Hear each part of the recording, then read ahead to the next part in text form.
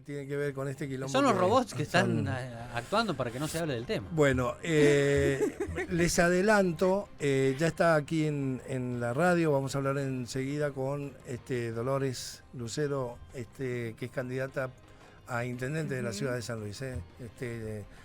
Ya vamos a conversar con ella en un momento nada más. Bueno, lo tengo en línea, está el ingeniero Emiliano Olivares. Emi, ahí lo tengo, ¿me estás viendo? Sí, ¿qué tal? Te estoy escuchando. Bueno, Sí, sí, me estás perfecto. escuchando. Bueno, Emi. Bueno, cuando no sé si es una pregunta a nivel de estudiantes, Emi, o a nivel, digamos, de amigos o qué, que seguramente te habrá llegado porque vos estás laburando con eso. ¿Qué es la inteligencia artificial? ¿Se pregunta eso o es algo que ya todo el mundo da como por sabido?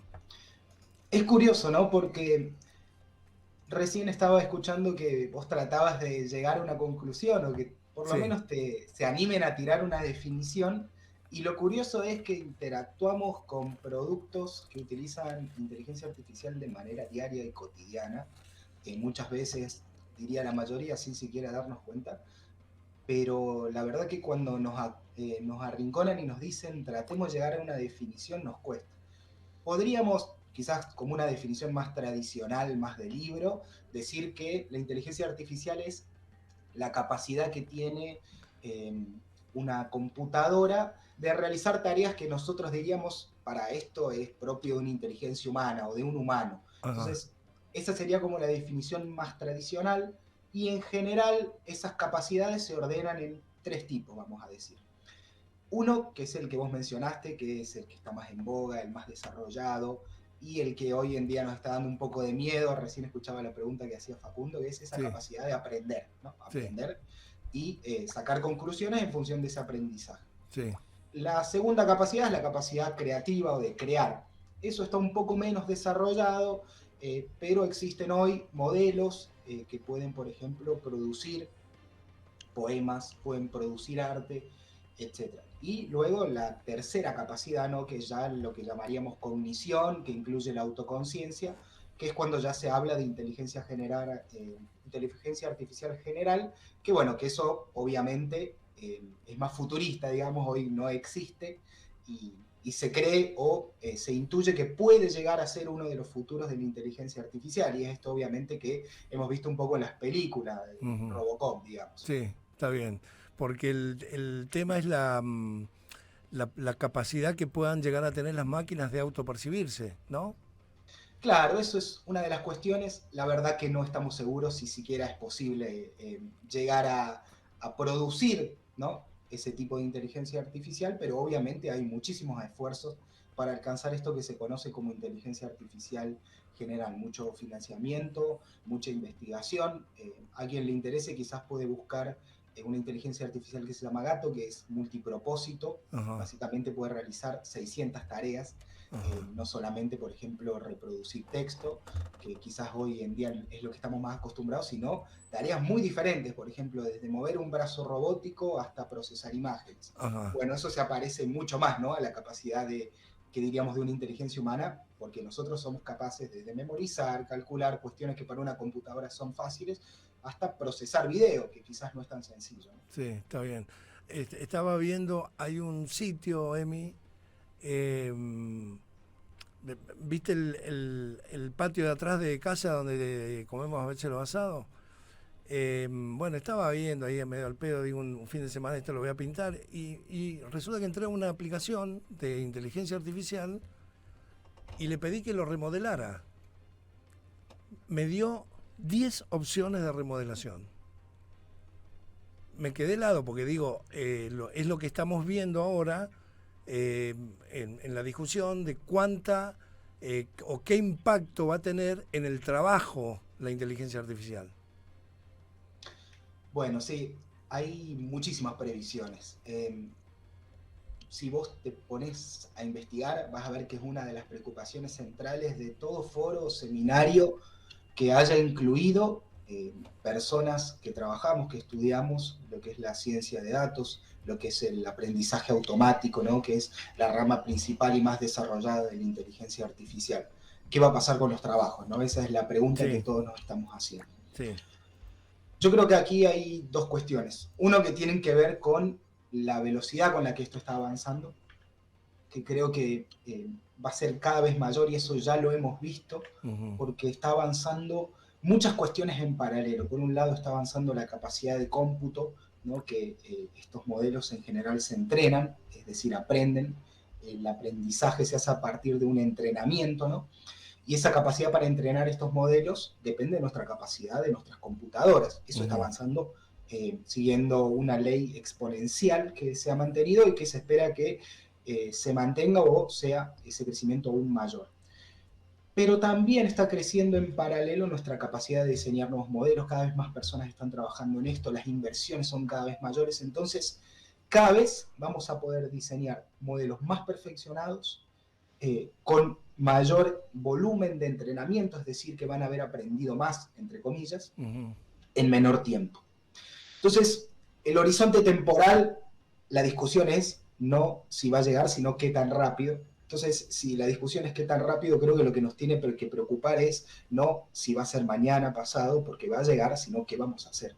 Y creo que la cuestión ahí viene por dos vías principales. Uno que tiene que ver con lo que se llama ética en inteligencia artificial, que es una área súper interesante, que tiene que ver con el estudio de cómo estos modelos no solamente son capaces de aprender, sino que son en su gran mayoría tendenciosos, suelen replicar muchos sesgos que nosotros solemos tener, que pueden ser peligrosos a la hora de utilizarlos, y todo lo que tiene que ver con la ética, como podríamos pensarla desde el punto de vista de la moralidad humana, creo que también es algo que tenemos que empezar a desarrollar y tener acuerdos mínimos sobre los modelos que nosotros estamos utilizando y sobre todo, no solo desde el punto de vista técnico-científico para el desarrollo de una industria, etcétera, sino también en la interacción cotidiana de cada uno de los usuarios y de los individuos, de las personas, que muchas veces son menores de edad, que muchas veces no entienden lo que está sucediendo,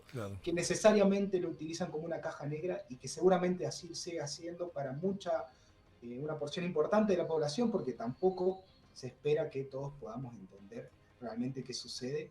Y sobre esto un último comentario. La verdad que muchas veces no sabemos qué está pasando. Claro, no sabemos. Sí, realmente, sí, Facu. Sí, Emiliano, ¿qué tal? Buen día. Vos sabés que a mí hay varias cosas, sobre todo cuando salió este documento de los grandes empresarios del mundo de la inteligencia artificial, justamente diciendo, bueno, paremos un poco. Hay algunas cosas que me llamaron bastante la atención. Por ejemplo, esto de decir, no tenemos todavía cómo contrarrestar cualquier cosa que se disparara de alguna manera de la inteligencia artificial que no está dentro de los planes previstos. Y lo otro es esta cuestión que mucha gente también advierte es, pero este chat, por ejemplo, tan famoso, nos está robando los datos. Y medio como que los datos ya han sido robados hace mucho tiempo. No sé si o por lo menos cómo lo están viendo quienes están en este tema, a este riesgo de robo de datos y algunas otras cuestiones que pudieran aparecer que acaso hasta tal vez ni siquiera nos imaginamos nosotros. Está bien. Bueno, sobre la segunda pregunta, hay una cuestión, una distinción más técnica, que la tecnología que utiliza, por ejemplo, ChatGPT, que en realidad es una tecnología desarrollada por quienes también prestan el servicio, que sale en 2018 y que es bastante revolucionaria. No se sabe del todo, pero por cómo funciona y por la tecnología base, en principio no aprende de las interacciones, ¿no? Es un modelo que está preentrenado. A quien le interese más lo puede buscar, es Transformer, el modelo base, ¿no? Pero bueno, ahí la cuestión de la toma de datos será lo que uno le pueda proveer y que después eso se utilice para un futuro entrenamiento, pero no va aprendiendo de cada una de las interacciones de manera inmediata. Sobre la primera pregunta, es claro que hay preocupaciones, lo que tiene que ver con seguridad, ¿no? Y con la militarización a partir de la inteligencia artificial es una de ellas, pero no me parece que sea la única. Lo que sí veo de común en todas ellas es que no hemos podido acordar métodos de contralor de estos desarrollos que estamos generando. No solamente que no hemos podido acordar cómo vamos a tratar de investigar, por ejemplo, si el desarrollo de un nuevo modelo funcional es seguro, no tiene sesgos, etcétera, sino que tampoco hemos acordado cuándo, ni cómo, ni de qué manera vamos a desarrollar estos protocolos, llamemos, o quiénes van a ser estas entidades que van a servir de contralor, de auditoría, en dónde van a funcionar, si van a ser globales, si van a ser locales. Y me parece que esa es la primera urgencia. Esto está avanzando muy rápido, pero nosotros ni siquiera hemos dado el primer paso para decir, bueno, es un desarrollo de inteligencia artificial, te tenés que ceñir a los siguientes protocolos, Claro. tenés que tener cuidado con lo siguiente. ¿Qué autoridad, ¿no? ¿Qué autoridad ¿Qué autoridad? Claro, ¿qué autoridad van a respetar? Sí. Reglamentaciones, porque acá no están los estados, ¿no? Aunque casi todo siempre proviene de la investigación de gente que trabaja para organismos que son financiados por los estados, terminan ahora las empresas siendo dueñas de toda la productividad que esto puede generar, ¿no? Sí, eso es muy cierto. Bueno, volviendo al caso que está muy conocido, ChatGPT es propietario, digamos, es tecnología propietaria, y en su última versión ni siquiera se ha divulgado cómo ha sido entrenado por todo este impacto que ha tenido, bueno, esta circular que han firmado personalidades muy, muy relevantes, ¿no? Bueno, como Elon Musk, por ejemplo. Entonces, por ese revuelo, ni siquiera hemos quizás conseguido el efecto contrario. Lo que han dicho los de ChatGPT, bueno, antes yo te había dicho cómo lo entrené, cuánto texto, por ejemplo, utilicé para entrenarlo, ahora salió la versión 4 y ni siquiera eso te voy a decir. Entonces, la verdad que me parece que es una iniciativa válida, pero creo que hay una urgencia muy importante por intentar ponernos de acuerdo sobre una cuestión que tiene que ver con esto, con la seguridad, en primer medida, y después ya hablando un poco más sobre lo que nos atañe a nosotros, quizás más como país. Sí. Creo que también ahí hay una necesidad muy, muy, muy urgente de pensar no podemos, capaz no tanto pensar el impacto que va a tener esto, por ejemplo, en nuestro sistema educativo, como mencionabas antes con el caso de esta chica, porque innegablemente lo va a tener y es un poco imprevisible, pero sí cómo nos adaptamos para eso. Hoy cambiar un plan de estudios de un colegio o de una universidad lleva de 3 a 5 años. Entonces, si hoy empezamos, cuando nosotros publiquemos los nuevos cambios, tratando de incluir toda esta cuestión de la inteligencia artificial, el día 1 ya vamos a estar atrasados. Entonces, cada segundo que pasa en que nosotros podamos debatir qué impacto vamos a dejar que tenga también, ¿no? Porque eso es cierto, vamos a dejar que tenga la inteligencia en nuestro sistema educativo, en nuestra política pública, la inteligencia artificial, es un día perdido, porque los engranajes se mueven lento y cuando uno llega a una conclusión y dice, bueno, acá está, en general ya llegó tarde. Entonces creo que también eso es importante para nosotros, ¿no? Como país. Bien, vamos cerrando, Dale. Emiliano, una pregunta para cerrar sobre el anuncio o las noticias que tienen que ver con que China va a ser el primer país en dominar la inteligencia artificial. ¿Qué efectos genera este panorama? Bueno, acá voy a aprovechar muy cortito como para hacer creo que hay que tener mucho cuidado también con el tema de estas noticias que por ahí están empezando a surgir, porque es un tema muy en boga, entonces todos están tratando como de agarrarse. Lo cierto es que dominar la inteligencia artificial sería es como un término medio extraño. Podríamos decir, bueno, vamos a ver quién desarrolla esto que habíamos hablado de inteligencia artificial general. La verdad es que en muchos países, pero principalmente los privados, podríamos decir que son quienes tienen los mayores desarrollos o más avanzados de inteligencia artificial. China sí es un país que ha decidido automatizar gran parte de su masa de trabajadores, y esa es una decisión, una política que, por ejemplo, está implementando, que se espera que cerca del 30%, según la fuente que cites, para el año 2030, haya cambiado radicalmente su posición laboral.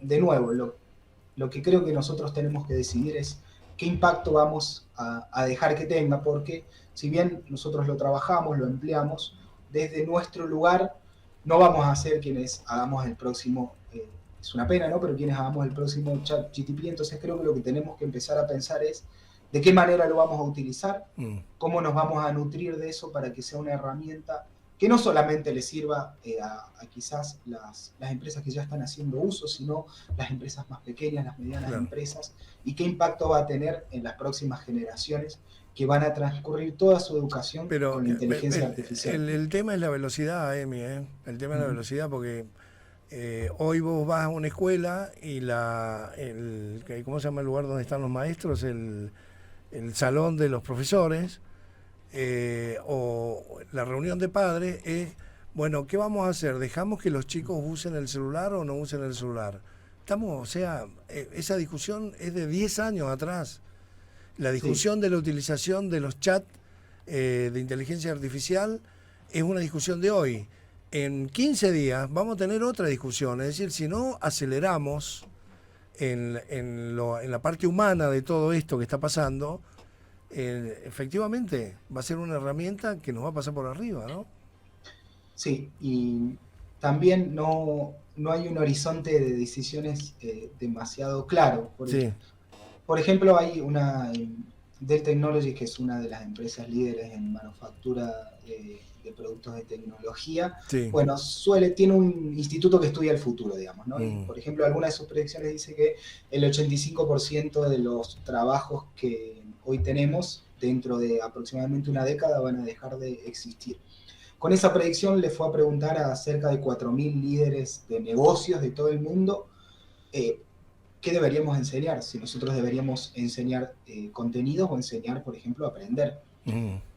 Y la respuesta fueron que el 50% dijo que nos deberíamos enfocar en enseñar a aprender y capacidades, y el otro 50% dijo que era importante aún el contenido para orientar los perfiles. Es decir, que no hay una respuesta. Y nosotros tenemos que encontrar la nuestra, porque si no nos preguntamos, si no nos juntamos y empezamos a delinear una política que pueda servir a urgente, mediano y largo plazo, la verdad que esto nos va a pasar un poco por arriba. Está bien. Bueno, te cuento, Emi, que me están escribiendo aquí, oyentes de la radio, y me dicen, ¿quién es Emiliano? Emiliano Olivares es ingeniero biomédico, graduado en la Universidad de Córdoba, ha realizado el máster de Data Mining y Explotación del Conocimiento de la Universidad Austral, diplomado en Políticas Públicas por la Fundación de Graduados de la Universidad Nacional de Córdoba, diplomado en Ciencias de Datos y Aprendizaje Automático por la Facultad, la FAMAF, ¿qué facultad es? De Matemática. Es la Facultad de Matemática también de la Universidad de Córdoba.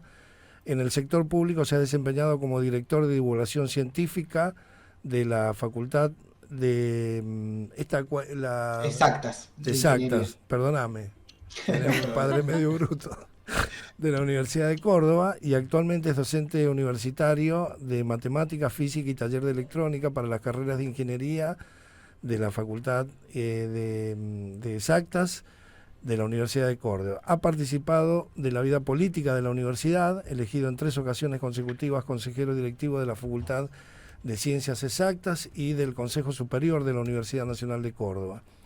En el sector privado cuenta con trayectoria en el área STEM, Ciencia, Tecnología y Educación, ha dirigido proyectos tecnológicos y de impacto social, además de desempeñarse como consultor de empresas en tecnología, fundador y director de Ícaro, institución con sede en Córdoba. Ícaro se dedica a capacitar personas y acompañar empresas IT en la revolución del conocimiento con foco en programación de datos, gestión e ingeniería, y es hijo de Eduardo y Ana, aquí y es puntano, así que nacido en San Luis, así que con mucho orgullo lo decimos. Bueno, Emi, te mando un abrazo, hijo, gracias por el tiempo. No, ha sido un gusto, muchas gracias. Bueno, dale, te mando se emocionó. Y sí, bueno, es lógico, está la mamá escuchándolo, así que seguro que ahora lo llama y le dice, te veo cara de cansado, porque ¿has comido bien? Sí, has comido bien. Bueno, yo siempre cuento esa anécdota, ¿no? Bueno, lo saludo y lo despido, Emiliano. Te mando un abrazo, hijo, gracias. Muchas gracias. Bueno, ahí estaba Emiliano Olivares.